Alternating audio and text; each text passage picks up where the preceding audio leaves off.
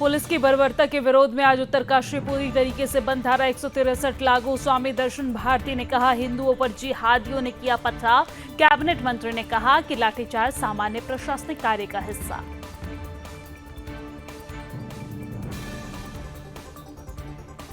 हल्द्वानी में तहसील प्रशासन ने जारी की बकायेदारों की सूची। सरकारी पैसा हड़पने वाले 22 बकायेदारों पर कार्रवाई। तहसीलदार ने कहा कि बड़े बकायेदार से अब तक 6 करोड़ वसूली की। बकाया न देने वालों की जब्त की जाएगी संपत्ति।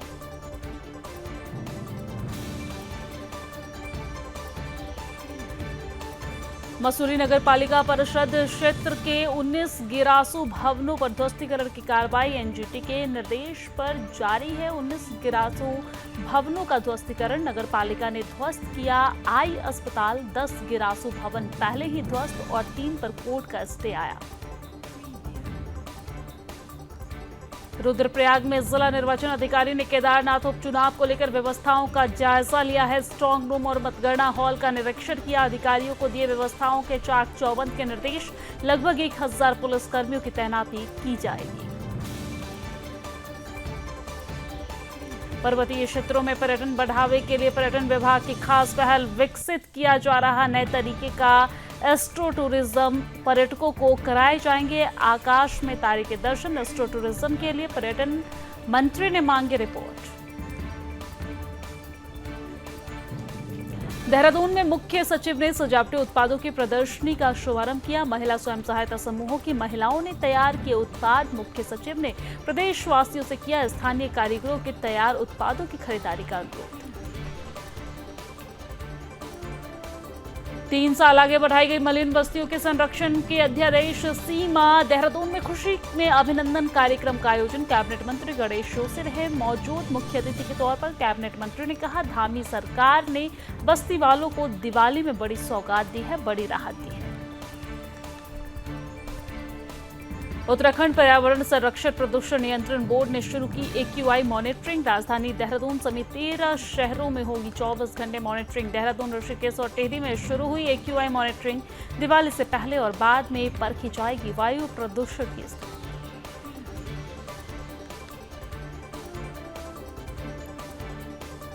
जल्द होगा देश और उत्तराखंड की पहली हेली मेडिकल एम्बुलेंस सेवा का शुभारंभ। 29 अक्टूबर को पीएम मोदी करेंगे शुभारंभ। सीएम धामी समेत सभी सांसद रहेंगे मौजूद। दुर्घटनाओं में घायल और सीरियस मरीजों को लाया जाएगा ऋषिकेश एम्स। ऊधम सिंह नगर में ANTF की चरस तस्करों पर बड़ी कार्रवाई। 2 चरस तस्कर गिरफ्तार। 8 लाख रुपए की 4 किलो से अधिक चरस बरामद। SSP ने बताया कि रुद्रपुर और पंतनगर के आसपास बेचने की थी योजना। 2 महीने में 3.25 करोड़ की नशा सामग्री बरामद।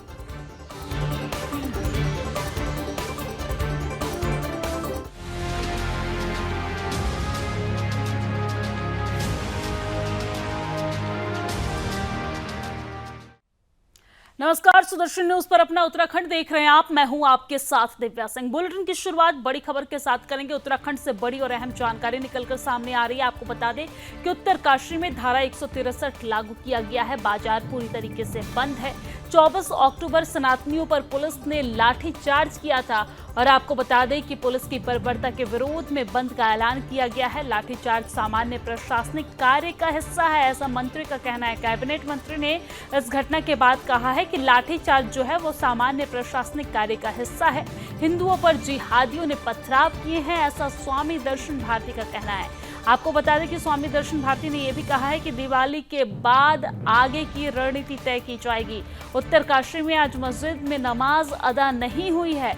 आपको बता दें बीते गुरुवार उत्तरकाशी में सनातनियों ने उत्तरकाशी में बनी मस्जिद के खिलाफ शांतिपूर्ण ढंग से महारैली का आयोजन किया था, लेकिन जिला प्रशासन ने रैली को विश्वनाथ तिराहा पर बैरिकेडिंग लगाकर रोक दिया था, जिसमें काफी देर तक आंदोलनकारियों की पुलिस से नोकझोंक हुई और आखिरकार दोनों पक्षों का सब्र टूटा। पुलिस ने आंदोलनकारियों पर लाठीचार्ज किया, जिसमें कई लोग घायल हो गए थे और जिसमें 6 लोगों को हायर सेंटर देहरादून रेफर किया गया। पुलिस की लाठीचार्ज में 28 लोग घायल हुए हैं। जिसमें 2 महिलाएं और 7 पुलिसकर्मी शामिल है। अभी फिलहाल जनपद में धारा 163 लागू कर दी गई है। पुलिस की लाठीचार्ज के विरोध में उत्तरकाशी आज पूरी तरीके से बंद है। उत्तरकाशी हिंदू सनातनियों पर कल हुए पथराव पर स्वामी दर्शन भारती का कहना है कि जो पथराव किए गए हैं वो जिहादियों ने किए हैं, क्योंकि वो नहीं चाहते हैं कि हिंदूवादी संगठनों का यह आंदोलन सफल हो।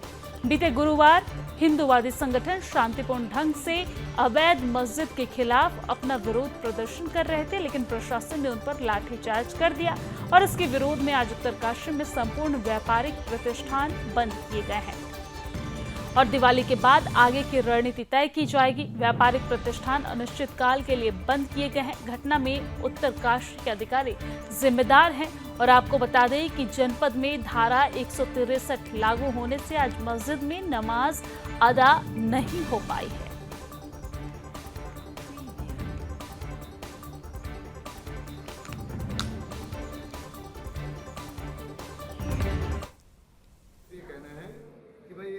देवभूमि है और बड़ा सौभाग्य है यहाँ के लोगों को कि हम लोग सनातन धर्म के रक्षक हैं। हम मालिक नहीं हैं, हम विश्व के सनातन धर्म के रक्षक हैं और हमारा धर्म बनता है हमारे देवभूमि में जिहादियों का धार्मिक स्थल ना बने और ना हम बनने देंगे। ये हमारा स्पष्ट है, ना हमने बनने दिया, चाहे मजार हो, चाहे मस्जिद हो और चाहे गिरजाघर हो।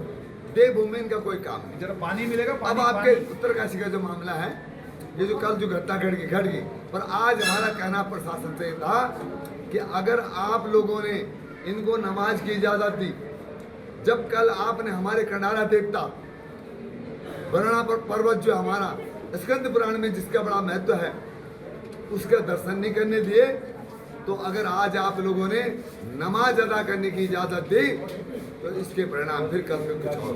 नारेबाजी जोश खरोश पूरा था, क्योंकि अपने हिंदुत्व को बचाने के लिए, अपने अस्तित्व को बचाने के लिए, अपने देवभूमि को बचाने के लिए।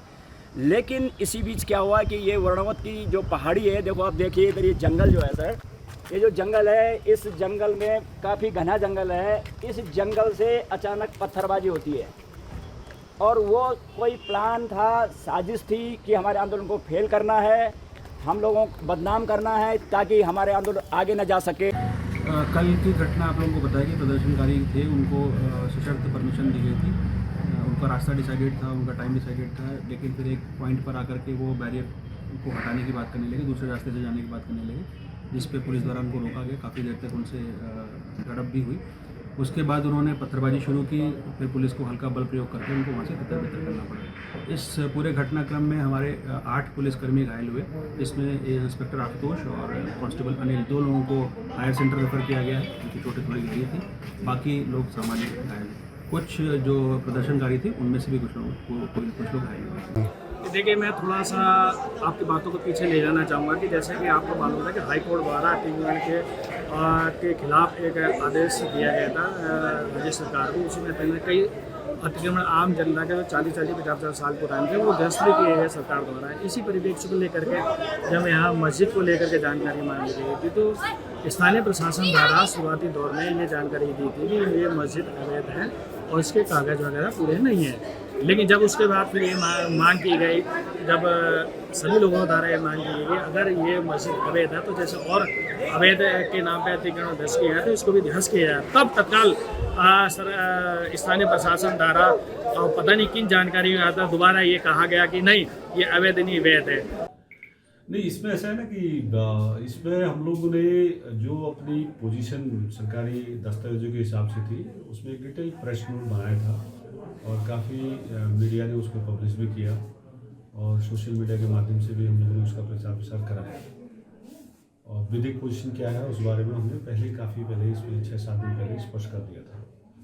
तो उसके बाद भी चूँकि इनका ये था कि हमें रैली करनी है तो हम लोगों ने फिर इनके साथ चर्चा किया। चर्चा करने के बाद उनको सशर्त अनुमति दी कि आपका रैली इसमें शुरू होगी और ये उसका रूट होगा।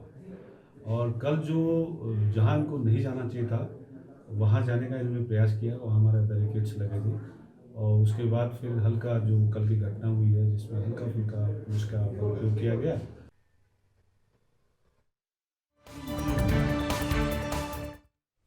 और चलिए अब आगे बढ़ते हैं। खबर हल्द्वानी से है, जहां पर तहसील प्रशासन ने सरकारी पैसा हड़पने वाले 22 बड़े बकायेदारों के खिलाफ कार्रवाई शुरू कर दी है।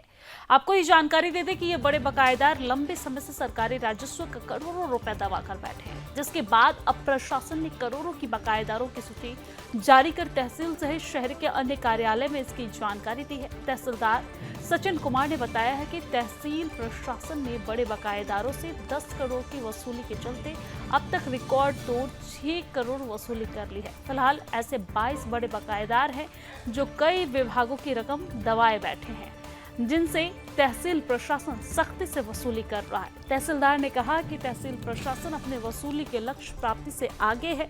जल्द ही शहर के सभी बकायेदारों से वसूली की जाएगी। इसके अलावा बकाया न देने वाले लोगों की संपत्ति की भी कुर्क की जाएगी।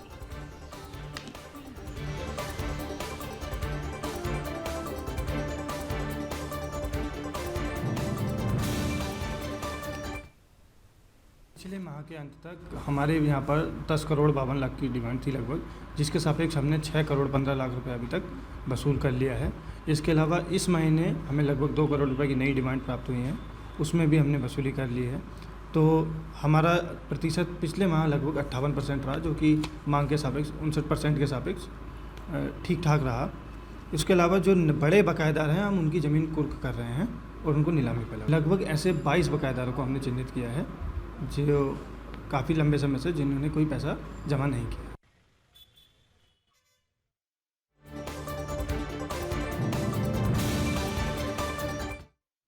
और चलिए अब आगे बढ़ते हुए बात मसूरी की करते हैं। मसूरी नगर पालिका परिषद के क्षेत्र के 19 गिरासू भवनों को राष्ट्रीय हरित अधिकरण के निर्देशों के बाद नगर पालिका प्रशासन ने ध्वस्तीकरण करने की कार्रवाई की है, जिसको लेकर पालिका प्रशासन ने बीते गुरुवार को अंग्रेजों के समय पर बना आई अस्पताल को गिरासू घोषित कर दिया था, जिसके बाद आई अस्पताल को ध्वस्त करने की कार्रवाई शुरू कर दी गई है। इससे पहले पालिका प्रशासन ने 10 गिरासू भवनों को ध्वस्त किया था। वहीं 3 भवनों में कोर्ट से स्टे आ गया है। अधिशासी अधिकारी राजेश नैथानी ने बताया है कि नगर पालिका प्रशासन ने पहले ही 19 गिरासू भवनों के मालिकों को 7 दिन का नोटिस देकर भवन को ध्वस्त करने के निर्देश दिए हैं, जिसके बाद 5 भवन मालिकों ने अपने गिरासू भवनों को खुद ही ध्वस्त कर दिया। इससे पहले भी पालिका प्रशासन ने मसूरी के बाटा घाट पर पालिका के स्वामित्व में आने वाले गिरासू भवन को ध्वस्त किया था।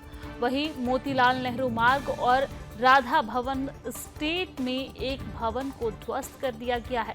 उन्होंने कहा कि एनजीटी ने मसूरी के 19 हिस्सों में भू धसाव की रिपोर्ट का संज्ञान लेते हुए मसूरी में गिरासू भवनों की centre building research institute Roorkee ने तकनीकी जांच के निर्देश दिए थे, और जिस पर साल 2022 में 19 गिरासू भवनों को चिन्हित कर ध्वस्त करने के लिए कहा गया था, क्योंकि गिरासू भवन से कभी भी बड़ी जनहानि हो सकती है। जिसके बाद मसूरी में पालिका ने गिरासू भवन स्वामियों को नोटिस देकर जर्जर भवनों को ध्वस्त करने के निर्देश दिए थे।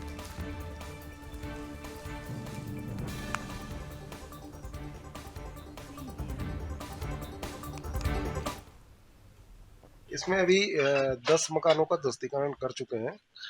2-3 मकानों में कोर्ट के स्टे आए हुए हैं, जो हमने लीगल ओपिनियन के लिए डीजीसी को भेजे हुए हैं। आज भी हमारा जो कैमल बैक रोड पे आई हॉस्पिटल वाला था, उसके ध्वस्तीकरण की कार्रवाई चल रही है। तो इस तरह से 17 में से 10 के खिलाफ अभी तक कार्रवाई हो चुकी है। हाँ, वो भी हमने चिन्हित करवाए हैं, उनको आगे नोटिस दिया जाएगा और फिर उसके बाद उनके खिलाफ कार्रवाई की जाएगी।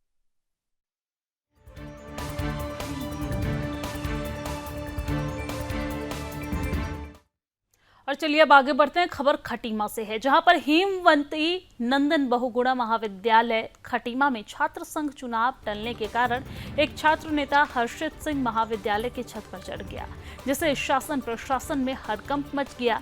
आपको ये जानकारी दे दें कि कुमाऊं विश्वविद्यालय ने 10 अक्टूबर को घोषणा की थी कि 25 अक्टूबर को छात्र संघ चुनाव होंगे, लेकिन न्यायालय के आदेश पर चुनाव निरस्त हो गए, जिस पर आक्रोशित होकर एबीवीपी के छात्र संघ का उम्मीदवार हर्षित सिंह महाविद्यालय के छत पर चढ़ गया। हर्षित सिंह का कहना है कि छात्र संघ चुनाव जल्द से जल्द हो और इस अवसर पर खटीमा उप जिलाधिकारी रविंद्र सिंह बिष्ट मौके पर पहुंचे और छात्र नेता को समझा बुझाकर छत से नीचे उतारा। मौके पर महाविद्यालय प्रशासन, पुलिस प्रशासन और तहसील प्रशासन मौजूद रहा। उप जिलाधिकारी ने बताया कि कुछ छात्र नेता उम्मीदवार पदाधिकारी महाविद्यालय के चुनाव टलने की खबर के विरोध में छत पर चढ़ गए, जिसको समझा बुझाकर नीचे उतारा गया है। न्यायालय ने फिलहाल चुनाव पर रोक लगा दी थी और महाविद्यालय छात्र चुनाव की तारीख तय करेगा। आपको बता दें, फिलहाल नाराज छात्र मान गए हैं, स्थिति नियंत्रण में है।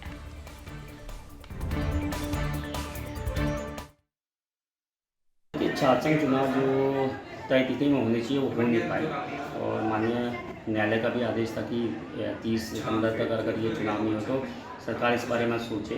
तो लिहाजा इसी के विरोध में यहाँ पर छात्र संघ के कुछ पदाधिकारी जो उम्मीदवार थे यहाँ पर छत में चढ़ गए थे। आज उनको समझा बुझा कर उनको मना दिया है और उनको नीचे ले आए हैं। उनको समझा दिया कि भाई आप अनशन करते तो आराम से करिए, छत में चढ़ना ठीक नहीं है ये बात। तो वो हमारी बात को समझ गए हैं और जो भी उनकी बात है तो हम यूनिवर्सिटी प्रशासन को उनको बताते हैं।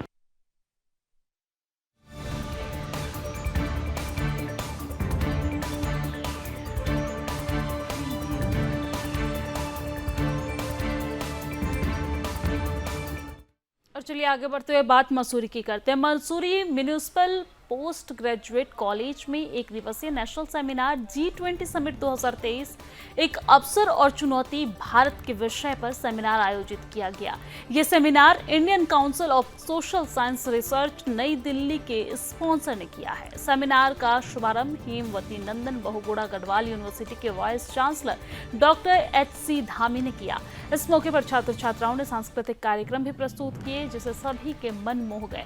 आपको बता दें कि सेमिनार के दौरान वाइस चांसलर HC धामी ने कहा है कि G20 समिट 2023-2020 देश के सदस्यों का एक समूह है, जिसका उत्तराखंड भी एक भाग रहा है, क्योंकि उत्तराखंड में भी G20 समिट का आयोजन हुआ था।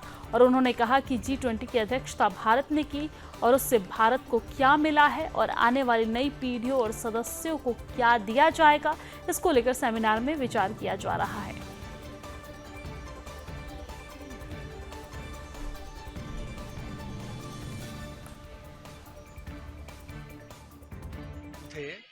ये 20 सदस्य देश इसके मेंबर्स हैं और जो उत्तराखंड भी उसका एक पार्ट रहा जो यहाँ इवेंट किया रहा था। तो आज जो G20 समिट हिंदुस्तान की अध्यक्षता में जो समिट हुआ था उसके क्या टेक अवे हैं, मतलब उससे हमने क्या कुछ प्राप्त किया और क्या कुछ हम आगे नई पीढ़ियों को या नए जो लोग जुड़ेंगे इसके साथ उनको हम देंगे। तो सबसे बड़ी बात यह है कि जो इसमें सस्टेनेबल डेवलपमेंट गोल की बात करते हैं, जो विकास के लिए जो टिकाऊ व्यवस्था जो हो सकती है उसके लिए क्या लक्ष्य निर्धारित किए गए हैं। तो हिंदुस्तान की संस्कृति पर काफ़ी कुछ निर्भर है और पूरे विश्व को हमने एक मैसेज दिया है कि हम कैसे आगे का जो विकसित देश के लिए और इस पूरे वर्ल्ड फोरम जो है उसकी अध्यक्षता जो हम कर रहे हैं आज के हिसाब से, हम तो पहले भी धर्मगुरु मतलब विश्व गुरु रहे हैं। G20 2023 का एक पार्ट है जिसको यहाँ पर कॉलेज को जो है आवंटित किया गया और MPG कॉलेज ने जो है इसको होस्ट कर रहे हैं। इसमें G20 के उन तमाम पहलुओं पर जो है अभी यहाँ कई स्कॉलर्स आए हैं, वो लोग अपनी बात को रखेंगे कि एजुकेशन को किस तरह से जो है इंस्ट्रूमेंटल बनाया जाए, किस तरह से हम्बल बनाया जाए, किस तरह से ह्यूमैनिटी को और कम्युनिटी डेवलपमेंट को साथ रखा जाए। ये सब पहलू ऐसे हैं जिन पहलुओं पर पहले भी विचार किया गया है और आज ये अवसर यहाँ MPG कॉलेज को मसूरी को मिला है।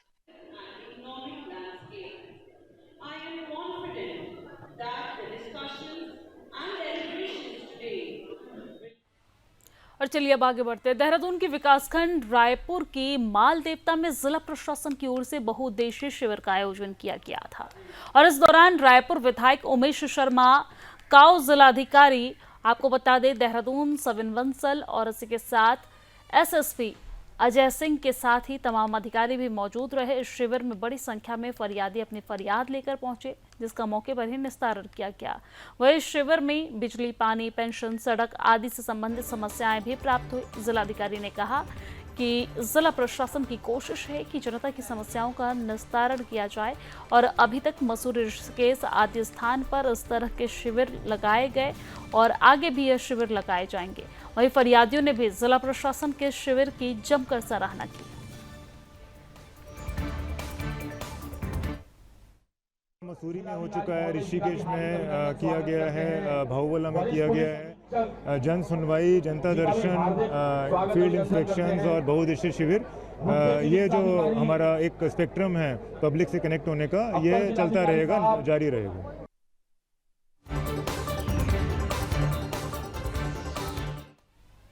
पट्टी दोगी की 30 ग्राम पंचायतों की आराध्य देवी मां बागेश्वरी के मंदिर के जीर्णोद्वार के लिए भूमि पर पांव की देवी में आस्था का जनसैलाब उमड़ पड़ा। आपको जानकारी दे दें कि वन मंत्री सुबोध उनियाल के प्रतिनिधि के रूप में बतौर मुख्य अतिथि ब्लॉक प्रमुख राजेंद्र सिंह भंडारी के हाथों पुरोहित आचार्य रंगीलाल ने विधि विधान से पूजा अर्चना कर भूमि पूजन की रस्म अदा की है और इस दौरान मां बागेश्वरी की जयकारों व ढोल दमाऊ की थाप पर मंदिर परिसर गूंज उठा है। जागार, माणा व ढोल दुमाऊ की थाप पर मां के भजन कीर्तन और मां बागेश्वरी अपने अनुयायियों पर अवतरित होकर नाचने लगी। मंदिर परिसर का संपूर्ण वातावरण मां शक्ति की भक्ति में रंग गया। और आपको बता दें, कर्नल बलवीर सिंह कपसूड़ी ने बताया कि मंदिर हम हिंदुओं की सांस्कृतिक, धार्मिक, पौराणिक, वैदिक, कलात्मक विरासत और सनातन धर्म के प्रतीक है। विशाल भंडारे के रूप में प्रसाद वितरण के साथ भूमि पूजन कार्यक्रम का समापन हो गया।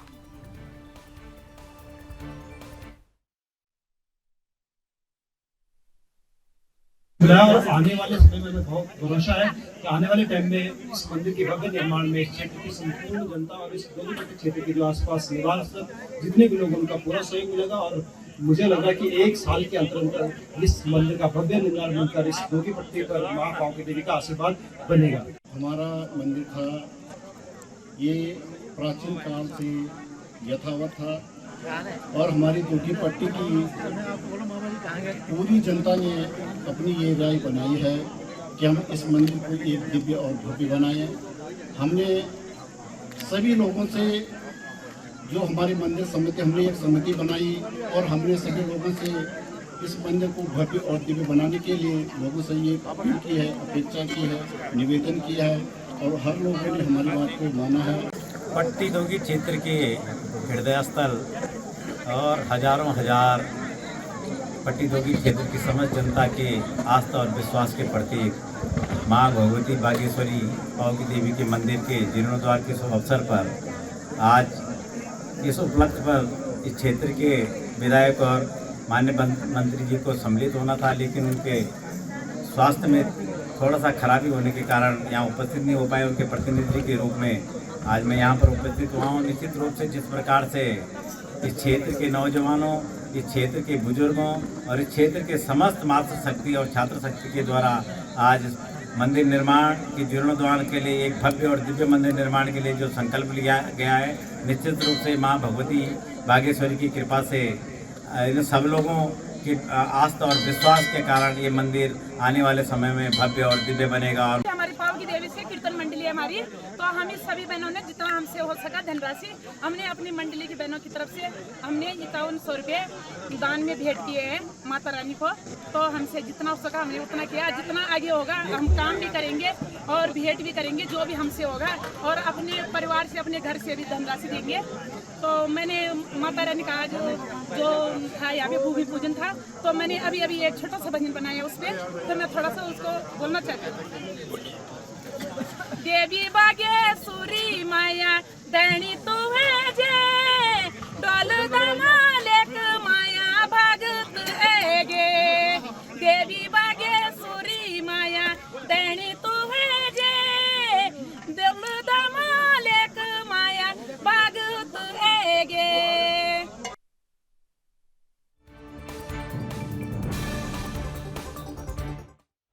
और और चलिए अब आगे बढ़ते हुए बात उधम सिंह नगर की करते हैं। उधम सिंह नगर में एएनटीएफ ने पकड़ी लाखों की चरस। ये बड़ी जानकारी आप तक पहुंचा रहे हैं। आपको बता दें कि एएनटीएफ की चरस तस्करों पर कार्रवाई देखने को मिली है, जहां पर 2 गिरफ्तार हुए हैं। 8 लाख की 4 किलो से अधिक चरस भी बरामद किए गए हैं। तो ये बड़ी और अहम जानकारी, जहां पर उधम सिंह नगर में एएनटीएफ ने पकड़ी लाखों की चरस और इस दौरान एएनटीएफ की चरस तस्करों पर कार्रवाई भी देखने को मिली है। 2 को गिरफ्तार भी किया गया है। 8 लाख के 4 किलो से अधिक चरस भी बरामद किए गए हैं। रुद्रपुर पंत नगर के आसपास बेचने की योजना बनाई थी, ऐसा एसएसपी ने जानकारी दिया है। आपको बता दें कि 2 महीने में 3.25 करोड़ की सामग्री बरामद की गई है। टांडा जंगल में चेकिंग के दौरान ये गिरफ्तारी की गई है। 2 युवक की गिरफ्तारी हुई है। उधम सिंह नगर में एएनटीएफ ने लाखों की चरस पकड़ी है और इस दौरान एएनटीएफ की चरस तस्करों पर कार्रवाई देखने को मिली है। 2 लोगों को गिरफ्तार भी किया गया है।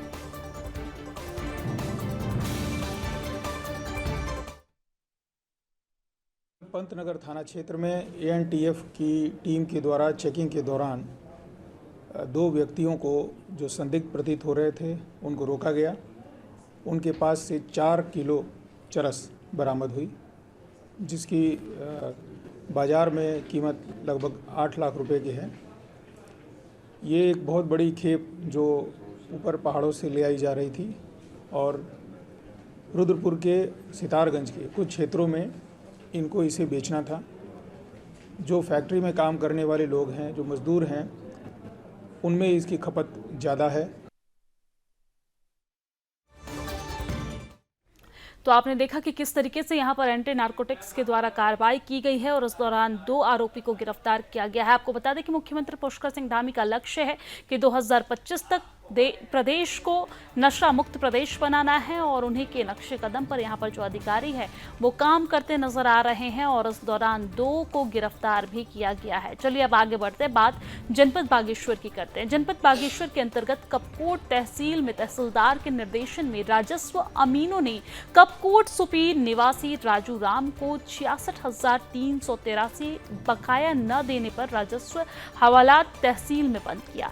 यह तहसीलदार राजेंद्र सिंह बिष्ट ने बताया है कि अन्य 3 लोगों के खिलाफ लंबे समय से राजस्व बकाया था, पर 2 व्यक्तियों ने कुछ राशि जमा की थी। यहां राजस्व टीम में अमीन हंसा गिरी गोस्वामी, महेश सिंह दीवान और भुवन चंद्र मिश्रा ने उस व्यक्ति को पकड़ा। वही तहसीलदार राजेंद्र सिंह बिष्ट ने बताया है कि जो अन्य बकायादार फरार है उनके खिलाफ भी धरपकड़ की कार्रवाई की जाएगी।